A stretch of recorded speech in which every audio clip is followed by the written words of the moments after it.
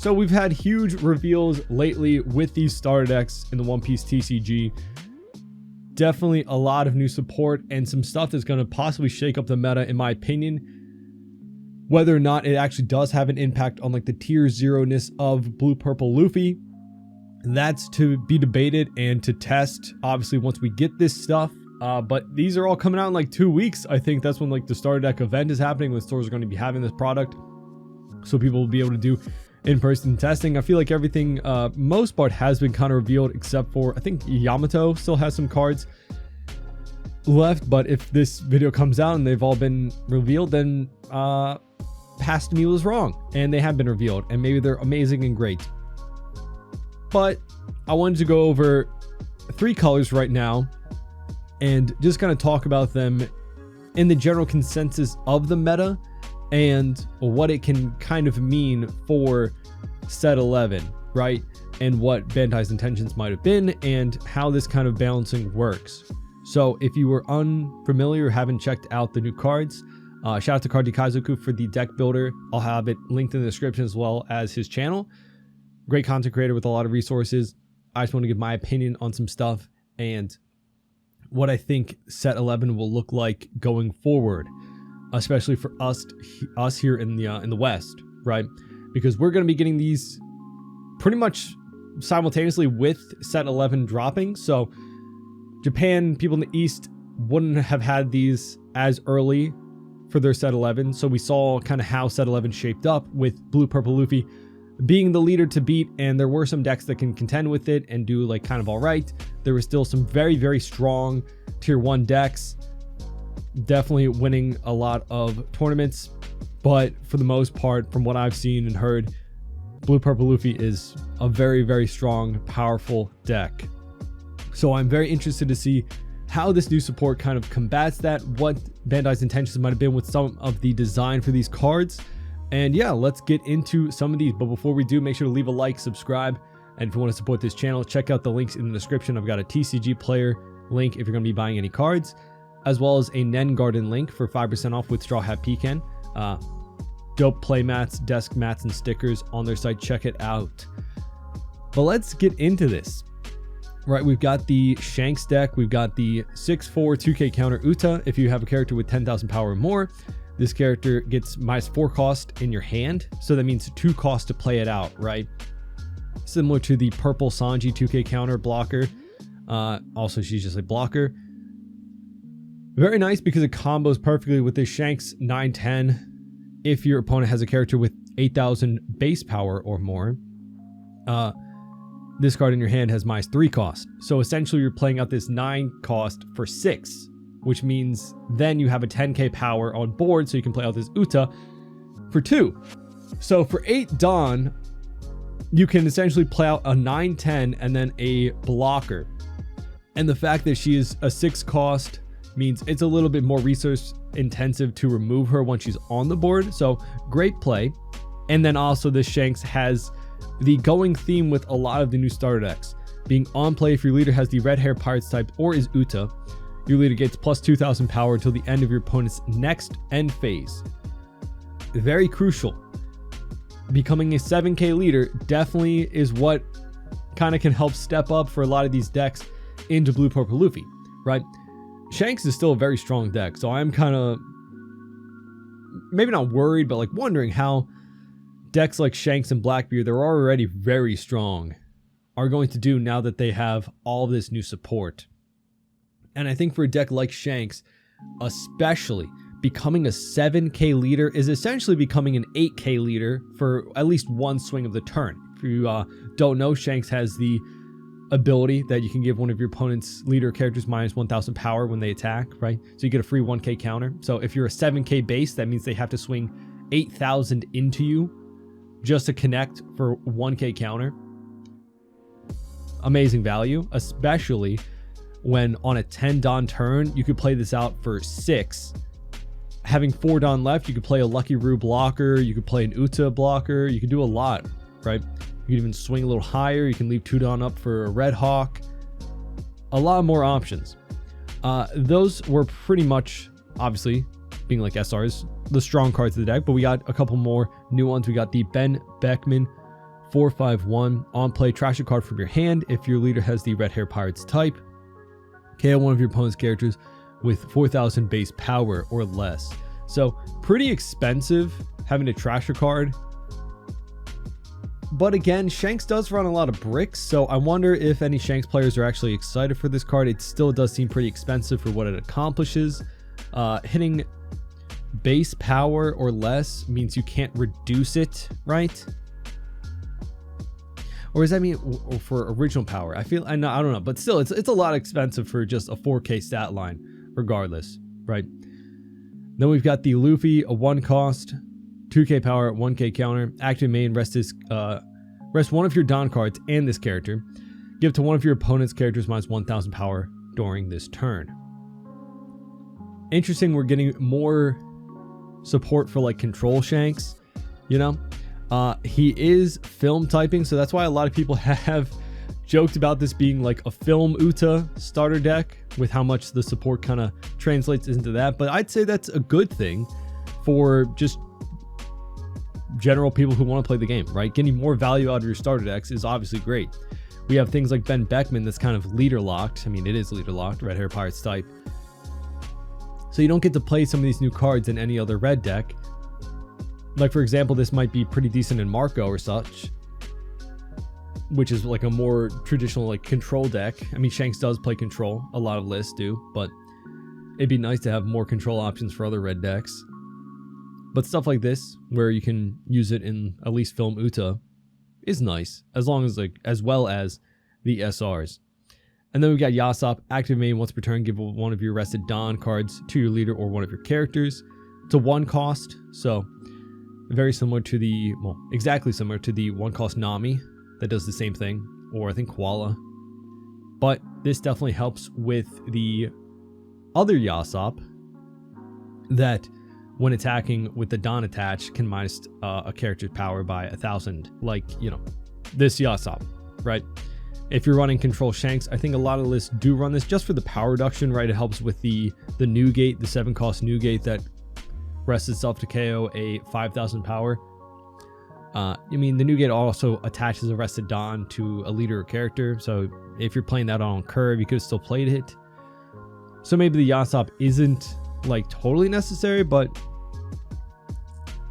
making it a little bit more efficient to use your Don on curve, because Shanks is like a play on curve kind of deck, right?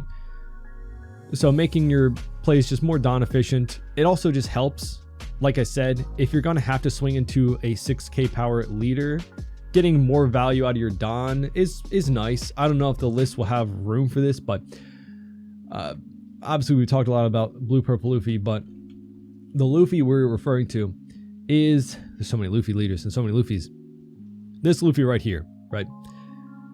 He's a 6K power leader, which, you know, we've had in the game before, but it also kind of, because he's able to stack his deck once he has 8 Don. Obviously, if you're not somebody who looks ahead too much at the meta, you might not think it's that crazy. But people are playing out the 9 cost Sanji, obviously, to cheat out a big body, and the 8 cost Katakuri is also a bit of a menace in conjunction with that Luffy. Being an 8 cost 8K power blocker that restands himself each turn, so you can swing with that 8K power and then have an 8K power blocker is kind of wild. So for at least one swing of the turn, you're going into an 8K power body. He has Gum Gum Giant as well. So the fact that things like these Shanks that buff your leader to 7K make it a little bit easier to swing over Kata. You know, you'd only have to attach 1 Don rather than 3 to like a 5K power leader is much needed, I'd say. And overall, what I wanted to talk about and pose a question, now that we looked at least the first starter decks, new cards, will this turn a tier 0 format into like a rock, paper, scissors type thing, where there's going to be multiple tier 0 decks and there are kind of, you know, checks and balances almost with the meta? I do think that a lot of this support looks fairly strong. It'll be tough to say, and who knows with the release being, I think, a little bit shortened between set 11 and set 12. If people for any big tournaments will want to risk testing out new cards rather than just looking at what was previously established in the East meta and just going with Blue Purple Luffy still, he's still going to be a very strong leader. But I don't know. I think a lot of the support does lean to a lot of people wanting to test these new cards, these new deck lists, the new support, because, you know, it is very strong on paper. Becoming a 7k leader for the turn, obviously super crazy stat line. You know, I think we all remember how annoying it was to swing into the 9k power Black Yellow Luffy leader. So jumping up to 7k power for a lot of decks is kind of crazy. Obviously, not every starter deck got something like this. Like, I don't think Buggy got it. I don't think Blackbeard got it, but I don't know if those decks really needed it. I don't think that was their end goal. But yeah, I do think that this is going to shake up the meta enough that we won't just see Blue Purple Luffy. It is not only a matter of a tier 0 deck being like the best deck. It's about like population of representation of that deck. You know, if we look at the stats for ranked sim and big tournaments, oftentimes you'll see like the tier 0 deck being double the next deck in terms of how many people were playing it. So with stuff like this coming out, there's at least going to be a good chunk of those people that would be on that tier 0 deck that will at least try some of this stuff out. You know, the deck building, if you're really strong at deck building, especially with new tools like this, that can give you an edge against people who aren't expecting it, you know? So I do legitimately think that this is going to shake up the meta a lot, and I could be wrong. It could still end up being just people on Blue Purple Luffy, but I know I'm excited for these starter decks. In fact, I think I'm more excited to play with some of these new starter decks than I am for opening up set 11. I don't know. But yeah, very interesting. I kind of wanted to just look over these cards and not just reread them, but give thoughts and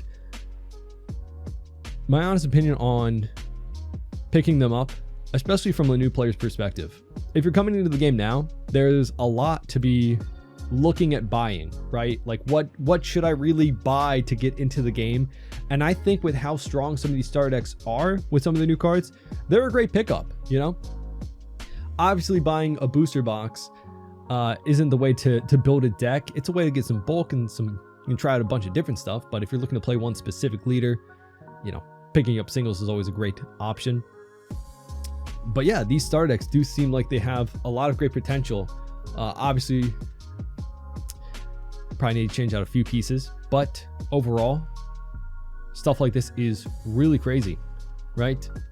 A 6 cost, 10k power essentially, as long as the first requirement is met. That buffs your leader with 7k. So if you can chain these back to back, it'll be a lot easier to kind of pressure Blue Purple Luffy, at least, right? That 10k stat line can connect with a 6k leader that uses Gum Gum Giant. So if you're swinging that 7k leader with maybe some Dawn attached, you'll be able to swing over the category blocker and then maybe connect a 10k stat line to the 6k leader, right? Because obviously not only the leader being 6k is a problem, but is it have the hyphen? I think so. The Gum Gum Giant event means that any attack into that 6k stat line that's below 10k can be countered out with just this event and no other additional cards, because it goes plus 4,000, then draws you 2 obviously after trashing a card.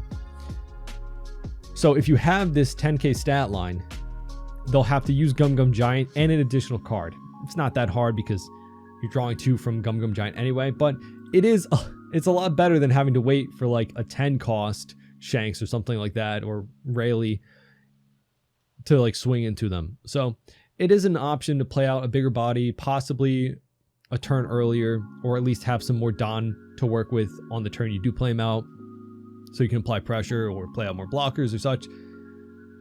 So yeah, definitely if you are a newer player, some of these star decks seem like a very strong route to go as an entry into the game. But let's look at purple next. And we'll just go over these three colors for right now, because there's a lot I could yap about, but purple seems very strong. We got the 7 cost 9k power Soba Mask. If you have a Sangoro or a Sanji character with 7,000 base power or more, give this card in your hand -5 cost. So at 2 cost, 9k power, no counter. But on play, return all of your Sangoro and Sanji characters to the owner's hand. So let's look at this. I don't believe there's any good Sangoro. There's a 6/8 vanilla, but for Sanji, this is the purple black Luffy leader. So obviously this card was made for that leader. The 7/7 1k rush. Return 1 or more Dawn. His character gains rush, and then you can rest his 6 cost. A really interesting play I've thought about is, you know, you could on 9 Dawn or even 8 Dawn, you could play out this Sanji. Using the Luffy's leader ability, you get a Dawn back as active and 1 is rested when you return 2 Dawn. So if you're at 8 Dawn, you can play this out for 7, get that active Dawn back, have 2 active now, and then play out this to bounce this Sanji back to your hand so you can rush out again next turn and then swing with that 7k and this 9k, creating a lot of pressure. You know, if your opponent has a blocker up, it's essentially not able to be used for 2 turns as long as it's 6 costs or less, right? But the Sangoro, I think is only a vanilla, right, that has that base power, because when it says base, that means you can't just put a Dawn under this, right? I believe to buff him to 7k, it's like the same as saying like original power, but a little bit, you know, I guess it is just the same, right? So yeah, Sangoro, this is currently the only one that would reach this effect, but obviously the Sanji is like the 7k rush. Sanji is a perfect use case for this one, and it's an on play too. So if you're going against like Blackbeard, there's a possibility that you play out that rush Sanji. You wouldn't get rushed because that's an on play effect of him. However, you'd still be able to play out this for 2 cost and not have to return that other Sanji to hand, thus playing out 2 7k power, 7k cost, 7 cost, a 7k power and a 9k power. I don't know why it's so hard for me to say that. Bodies in turn, really cool, right? That is crazy. We got Chopper Blocker, on play Dawn -2, rest one of your opponent's Dawn cards or characters with a cost of 1 or less. Obviously, the Dawn is much more effective than the 1 cost, right? For 3 Dawn, being able to turn off Gum Gum Giant against Blue Purple Luffy is pretty good. And again, since it's Dawn -2, you get 1 Dawn back as Black Purple Luffy. I'll bring up the leader just in case you are unfamiliar. Where is he? Where is he? So yeah, whenever you return 2 or more Dawn, you get 1 back as rested, 1 of the decks active. So we can think about this Chopper as being only 2 costs, since you'll get 1 of those Dawn back as active. So yeah, 2 Dawn to turn off Gum Gum Giant is really good. It lets you pressure their life a lot better, as Gum Gum Giant can get you out of a lot of swings. So turning that off for 2 Dawn is really nice, especially with Blue Purple Luffy. His whole game plan is by 10 Dawn, you're playing out like a 9 cost Sanji, most likely into another big body, just swinging with lead for 6k, and then leaving 1 Dawn open for Gum Gum Giant or another counter event to defend your life. So if you at least take off that Dawn, it does help you a bit. So definitely pretty decent card. I don't know if we'll see so much play, but again, turning off the Dawn is very nice. And then we have Robin, which has become kind of like a replacement for Zoro. Not a replacement, but like a backup, and it's a searchable 2k. She's 3/4 2k counter.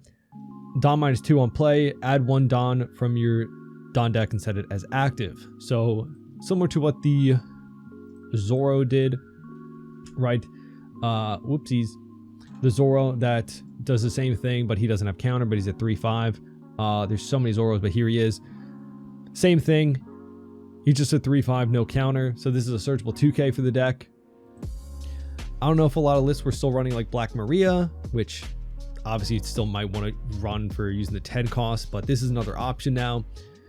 And a backup Zoro. Really nice to ramp, because obviously with that Dom -2, you'll get those back with Luffy, and then just ramp one with this. Really nice.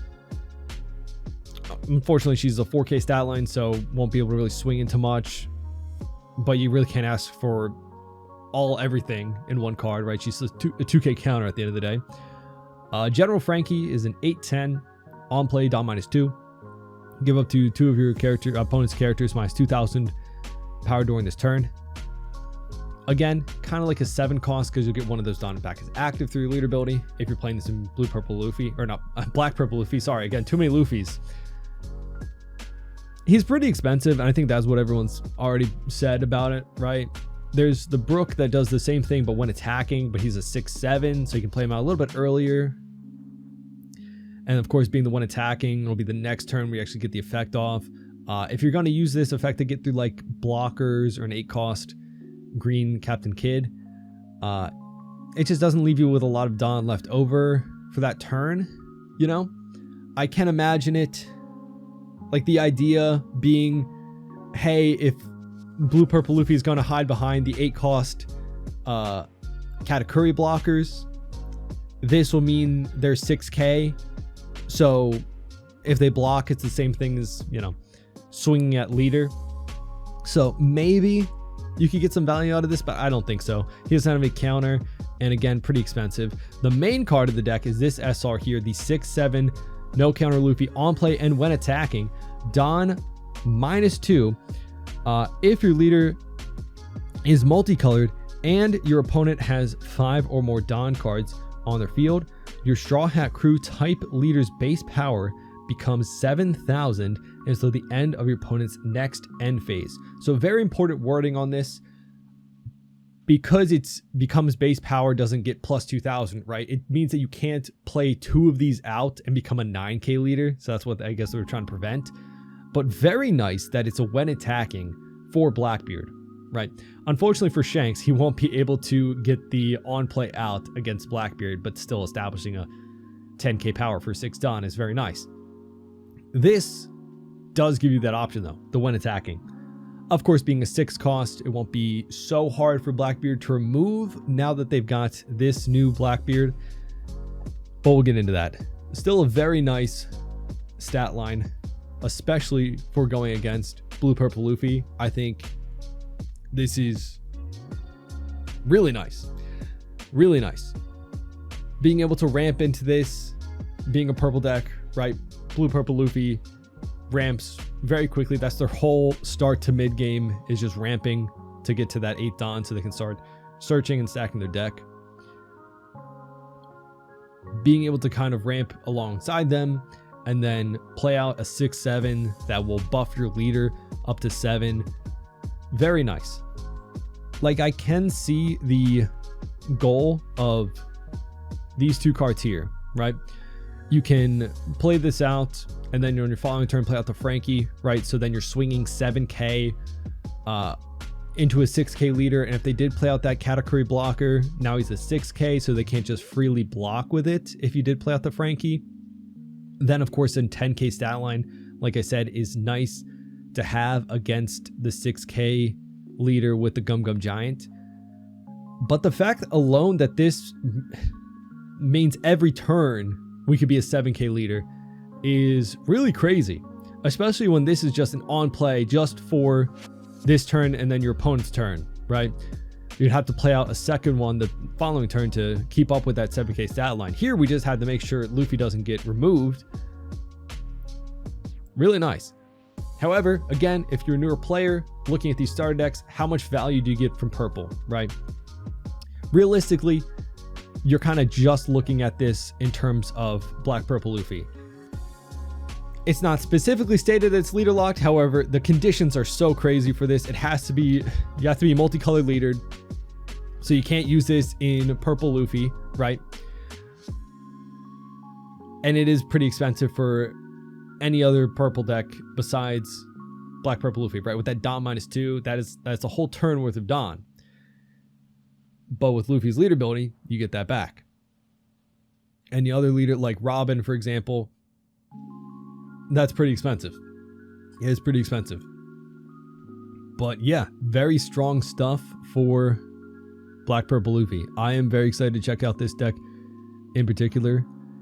Stuff like this, the Sobamax might have some play in other decks like Purple Luffy. You know, that Purple Sanji that we went over, the Rush, because it's optional whether to return 1 or more Dawn, right? A lot of purple decks still ran that. So definitely could see Sobamask come into play. I guess you could also cheat out with Luffy Taro, right? That's pretty crazy to Luffy Taro into a 7/9 as long as you have that Rush Sanji out. That'd be kind of a crazy play. But yeah, definitely very strong stuff from purple. Again, stuff like this could definitely lead to some challenging of Blue Purple Luffy. So I'm very excited to see the testing and the list that people make. But let's get into Blackbeard. I'm kind of going to go backwards right now to go over the SR because it's very strong. It's essentially Jack. He's a 7/8. Activate main, rest this character, KO one of your opponent's characters with a cost of 3 or less. On KO, add to 1 black card from your trash to your hand. No restrictions on that besides it's a black card, right? So it could pick up itself, essentially, right? Like another copy of it, or like a 10 beard, or like just anything in your trash. You know, you're doing a lot of milling with Blackbeard, so getting some of that value back whenever this is KO'd is kind of crazy. You can also KO your own characters with this. Which, why would you KO your own characters? A lot of Blackbeard's characters have an on KO draw a card, so that's kind of why. Interesting. A lot of potential with this. It doesn't cycle you every turn with Jack, nor does it have the plus cost, but honestly, I don't think you mind so much if this gets KO'd because you can add a card back from your trash. But the fact that you're KOing a 3 cost, of course, that does mean with Van Augur, you can KO a 6 cost every turn. And then, you know, if your opponent swings into either of them, you're getting resources back. So there's a lot of value baked into this card, and it gives you something else to do on your like 7 or 8 Dawn play for Blackbeard, right? Establishing something that you can still use with on your 10 beard turn, right? Typically, once you're playing out that 10 beard, obviously you don't have Dawn for other things like a searcher. Like if you have Lafitte on the board, you're primarily just like playing out the 10 beard, maybe swinging with Burgess. But now you have something to combo with like a Van Augur from the previous turn. And then once you get to that 10 beard turn, that 10 beard is going to kind of protect your board, being that 12k power blocker. So it's going to be a little bit easier maybe to protect this. And then even if it does get KO'd, you get to get a card back from your trash. Ton of value in this SR. It's not even like leader locked, so I wonder if people would choose to run this over Jack in some other lists. I don't know. But yeah, for Blackbeard, definitely crazy good card. We've also got this Kuzan. And must I say, every Kuzan card looks super dope. This is a 6 cost, 6k power, 1k counter blocker. On play, play 1 Blackbeard Pirates type character card with a cost of 5 or less from your trash rested. Again, they have kind of done so much to fix Blackbeard's downside of pitching a card for leader ability by giving you so much to either draw a card on KO, get stuff back from your trash, right? It's insane. The previous method, like against Blackbeard, obviously, like the upside to losing your on plays for any deck playing against him is that at least he's losing out on hand size. So it might be easier to calculate going for game a later turn as long as you can keep up your board size, even with like little weenie characters. But the fact that there's so much now that is getting value back from your trash, giving you value when the card is removed, making it harder for cards removed, We got the 5-cost Kuzan that draws you a card when you play it, and then gets you back something from trash too. This Kuzan gets you something back from trash, right? Right, this Kuzan could bring you back the 5-cost Kuzan, right? Yeah, that's kind of crazy. There's so much to do with that, right? The 5-cost Kuzan that you can play that draws you a card on play, right? Well, activate main. You trash this character, draw one, so it's replacing itself, and then play one Blackbeard fire type character with a cost of 5 or less other than Kuzan from your trash. So, ton of combo possibilities. They're giving Blackbeard a lot more things to do mid-game, which, hey, if you're a Blackbeard player, are you excited about this? Definitely looks like a lot of support for you guys. On that, we've got this 1 cost, just activate main, rest your full lead, so your stage card. If your leader has the Blackbeard Pirates type, this character gets plus 4,000 power during this turn, so 1 cost that can swing 5k, then on KO, draw a card.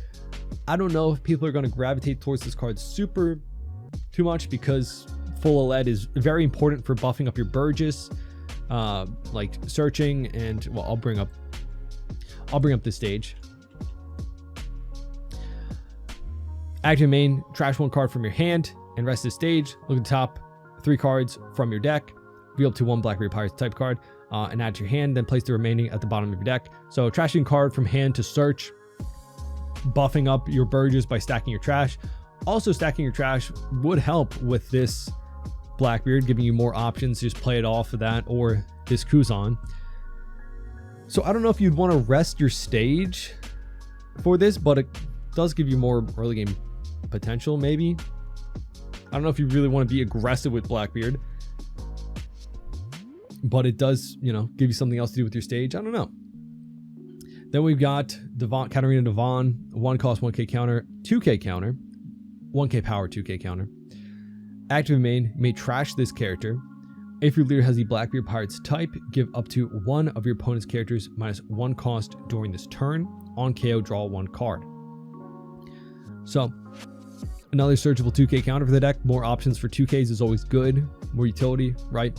I think the fact that it's another minusing effect, definitely nice, especially when we have such a crazy 7 cost that is KOing 3 costs. So this would help us KO 4. Obviously, like I said, the Van Augur is a nice way to consistently pop a 6 cost, but this is also a nice 2k counter. And then we've got the Sangwon Wolf, 4/6 1k counter. If your leader has the Blackbeard Pirates type, this character gains blocker and 1 cost for every 4 cards in your trash. So some of these are like my first time looking at it too. After your opponent declares, yeah, okay. On play, trash the 1 card from your hand. Obviously, we don't have on plays in our deck, so yeah, there's just no downside to that on play, right? So you get a 5/6 blocker essentially on the board. Not that bad. Not that bad. Again, I think for 4 costs, I think probably just want to play out of Burgess. I don't know if this would see too much play, but it's more options, which is always nice. I don't think the card's horrible. Again, you probably just want to play out of Burgess early, but maybe you don't want to in case Burgess gets bottom decked or just bounce a hand. Don't know. And of course, Burgess just gets more value the longer the game goes on with how much is in your trash. So maybe do play this out and just to block out with it if they swing a little bit big at you. The 6k stat line is kind of nice. Again, we're dealing with Blue Purple Luffy being a 6k power leader. Maybe this does see a little play, right? But I think with how strong this 7 cost is, maybe we just go more early game, mid game control, prioritizing Van Augur out on curve so we can KO a 6 cost with this on curve, and then just again playing out the 10 beard to protect board. Could be really nice. Yeah, I think these are pretty strong cards overall. I don't think that's, you know, a controversial take. These are very strong. There's so much in these starter decks. I'd say these are some of like the strongest starter decks we've seen for their time, and I think Bandai is obviously purposely giving these to us early for set 11 because of maybe some player feedback from the meta in set 11 and just being like a tier 0 format against Blue Purple Luffy. These definitely give a lot of people options to kind of combat that deck, and why I'm saying that we might not see a tier 0 format once we get to set 11. But yeah, let me know what you think down in the comments. Obviously, is one of your favorite decks getting some support? Unfortunately, or maybe fortunately, a lot of this stuff is leader locked for some of the more crazier cards. Obviously, like we said, this Blackbeard isn't leader locked, but obviously if you're not running Blackbeard Pirate Searchers, maybe Jack's probably better for other black decks. I don't know. Stuff like this definitely leader locked, probably for good reason, but unfortunately, yeah, you don't get a lot of value for these starter decks if you're not looking to play their specific leaders for some of this. Definitely for the red deck, you got Uta as a backup option. Never been too meta, some of the Uta leaders, the red, purple, and the mono red leader at least. But who knows? I would love to see some deck building going on for those leaders after these come out. Maybe I'll check them out. But yeah, if you're looking to get into the game and maybe you're someone who doesn't like tier 0 formats because oftentimes they do become a very expensive deck to build, right? You look at green purple Luffy, he was very expensive to build. Blue purple Luffy, I think the Sanji secret rare has gone up in price a lot, you know, which is definitely a staple of the deck. So yeah, with these giving us more options and coming from starter decks, hopefully they become a more budget friendly way for people to get into the game. And for us who have been in the game for a long time and looking to change up the meta, I think these will do that. I think obviously Blue Purple Luffy is still going to be very strong, but I'm interested to see how our tournaments shape up. I think we'll definitely see a lot of Shanks. I think us here in the West, we love Shanks. I don't know. And red. So I think there's going to be a lot of people playing Shanks still in set 11. And I'm excited to see Black Purple Luffy. This card seems absolutely cracked. There's so much potential for that. And Blackbeard as well, right? A very strong deck getting more strong support. Kind of crazy. But I think that was, like, if you're Bandai, what are your options? Just ban Blue Purple Luffy again? I don't think that's a good look for a leader coming out in a new set to get banned immediately before we get a chance to play with it. That's not great for people who are looking to buy product. People aren't going to want to buy product if one of the leaders out the box is just banned. That would suck. So instead, them giving us this kind of early release for starter decks that can kind of help us even out the meta, you know, giving people a fighting chance against the leader, I think it's probably the right call, you know, because for me personally, I have quickly become more excited about these starter decks than maybe set 11, right? I still want to open some set 11, play some of the new leaders, but yeah, it's nice to see these decks getting continued support.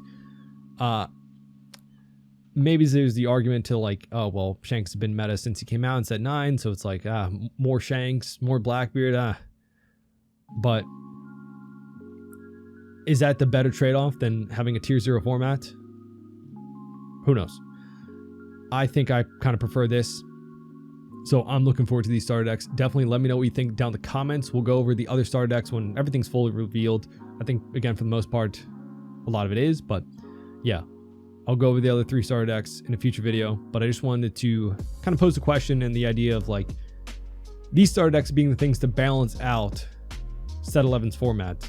Was it the right call, the wrong call? I like it. I don't hate it. But yeah, let me know your opinion down in the comments.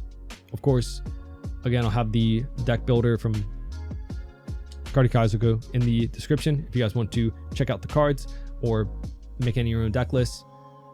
Yeah, let me know in the comments. Leave a like, subscribe, and hope to see you on the next one. Bye-bye.